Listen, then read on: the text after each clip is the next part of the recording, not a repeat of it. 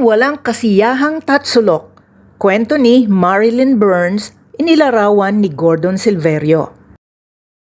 Minsan ay may isang tatsulok. Tulad ng karamihan sa mga tatsulok, palaging abala.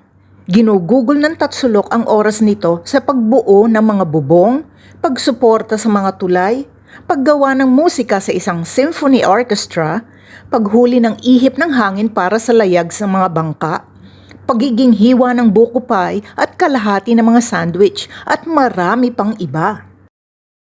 Ang paboritong bagay na gawin ng tatsulok, gayunpaman, ay ang lumagay kapag ang mga tao ay namaywang sa kanilang mga balakang. Sa ganoong paraan, lagi kong naririnig ang pinakabagong mga balita, sabi nito, na maaari kong sabihin sa aking mga kaibigan. Gusto ng mga kaibigan ng tatsulok na makarinig ng mga balita. Isang araw, nagsimulang makaramdam ng pagkabagot ang tatsulok. Pagod na akong gawin ng paulit-ulit ang parehong bagay, reklamo nito. May higit pang magagawa sa buhay. Kaya pinuntahan ng tatsulok ang salamangkero. Ano ang maipaglilingkod ko sa iyo? Tanong ng salamangkero sa tatsulok. Sa palagay ko, kung mayroon pa akong isang gilid na anggulo, sabi ng tatsulok, magiging kawili-wili ang aking buhay. Madaling gawin iyon, sabi ng salamangkero. Ginawang quadrilateral ng salamangkero ang tatsulok. Ang buhay ay nagbago sa kamangha-manghang paraan. Ang quadrilateral ay masaya sa lahat ng mga bagong bagay na magagawa nito. Ang quadrilateral ay maaaring isang baseball field o una, pangalawa o pangatlong base. Maaari itong kumuha ng posisyon sa isang checkerboard o isang chessboard.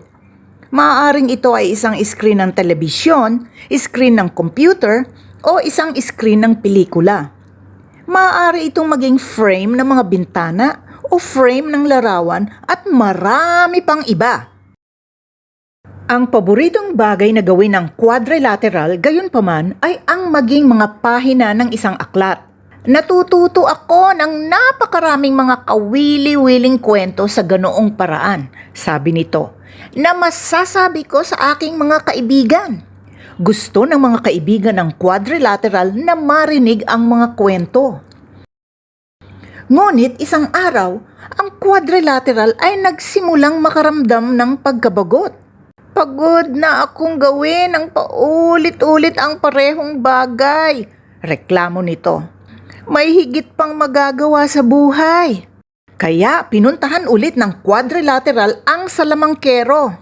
Ano ang maipaglilingkod ko sa iyo ngayon? Tanong ng salamangkero kay quadrilateral. Sa palagay ko, kung mayroon akong isa pang gilid na anggulo, sabi ng quadrilateral, mas magiging kawili-wili ang aking buhay.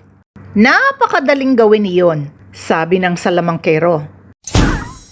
Ginawang pentagon ng salamangkero ang quadrilateral.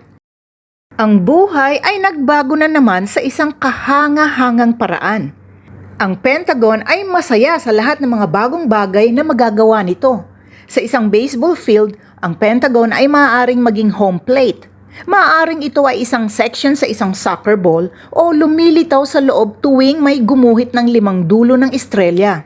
Ang paboritong bagay na gawin ng Pentagon gayunpaman ay ang maging punong tanggapan ng militar ng Estados Unidos malapit sa Washington, D.C. Naririnig ko ang lahat ng mga nangungunang sekreto sa ganoong paraan, sabi nito. Sayang, hindi ko sila pwedeng sabihin sa mga kaibigan ko. Hindi napigilan ng mga kaibigan ng Pentagon ang pakiramdam na mapag-iwanan. Pagkaraan ng ilang sandali, tila mabagal na lumilipas ang oras para sa Pentagon at ito ay hindi na naman nasisiyahan. Pagod na akong gawin ng paulit-ulit ang parehong bagay, reklamo nito. May higit pang magagawa sa buhay. Kaya ang Pentagon ay bumalik na naman sa salamangkero. Oh, nandito ka na naman, sabi ng salamangkero sa Pentagon. Ngayon, ano ang nais mo? Sa palagay ko, kung Kung mayroon pa akong isang panig na anggulo, sabi ng Pentagon, magiging mas kawili-wili ang buhay ko. Madali lang gawin yon, sabi ng salamangkero. Ginawang hexagon ng salamangkero ang Pentagon. Nagbago muli ang buhay sa isang napakagandang paraan. Ang hexagon ay masaya sa lahat ng mga bagong bagay na magagawa nito. Ang hexagon ay angkop bilang mga floor tiles ng mga bahay at patio at korte ng piatos na chips. Ang paboritong bagay na gawin ng hexagon gayunpaman ay ang maging isang parte ng isang bahay pukyutan. Nawiwili akong panoorin ang mga palabas at papasok na mga bubuyog, sabi nito. Ang hexagon ay gumugugol ng napakaraming oras sa bahay pukyutan, kaya wala na itong panahon para makipag-usap sa mga kaibigan nito. Na-miss na mga kaibigan ng hexagon at hindi mapigilang sumama ang loob nila na hindi na sila pinapansin nito.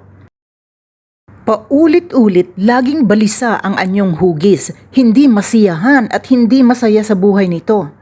Paulit-ulit itong bumabalik sa salamangkero para sa mas maraming gilid at higit pang mga anggulo. Pumayag ang salamangkero na gawin itong iba't ibang hugis. Ang anyong hugis ay naging isang heptagon, isang octagon, isang nonagon, isang decagon at marami pa. Sa pinakahuli, ang hexagon ay nagkaroon pa ng iba-ibang hugis. Nagkaroon siya ng maraming gilid at maraming anggulo at naging napakaliliit na ng mga gilid nito, kaya nahihirapan itong magbalanse. Hindi masabi ng mga kaibigan nito kung saang panig ito nakaharap at inumpisahang iwasan na ang anyong hugis. Isang araw nang pababa ng burol ang anyong hugis, nagsimula itong gumulong. Pabilis ng pabilis, tumitili sa mga sulok.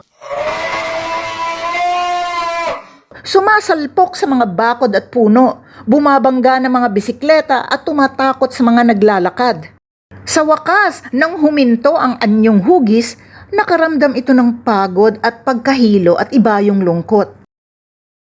Tama na, naisip ng anyong hugis. Hindi ko na alam kung anong gilid ang itaas. Hindi ako makabalanse. Ayaw na sa akin ng mga kaibigan ko.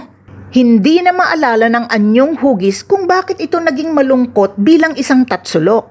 Buong ingat, bumalik ito sa salamangkero. Hindi ka pa ba masaya? Tanong ng salamangkero. Gusto kong maging tatsulok ulit, sabi ng anyong hugis. Hindi ako nagtataka, sabi ng salamangkero.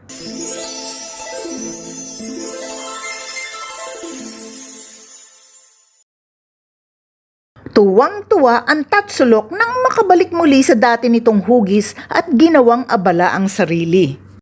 Muli makikita siya sa mga bubong, sinusuportahan ng mga tulay, gumagawa ng symphony orchestra ng musika, maging layag para sa mga bangka, naging mga hiwa-hiwa ng tinapay at kalahati ng mga sandwich, at marami pang iba. Gayunpaman, ang laging paboritong bagay na gawin ng tatsulok ay ang lumagay kapag ang mga tao ay namaywang sa kanilang mga balakang. Sa ganoong paraan, lagi kong naririnig ang pinakabagong mga balita, sabi nito, na maaari kong sabihin sa aking mga kaibigan. Gusto ng mga kaibigan ng tatsulok na makarinig lagi ng mga balita. At sila ay natutuwa na ang tatsulok ay muling bumalik na sa dati nitong hugis.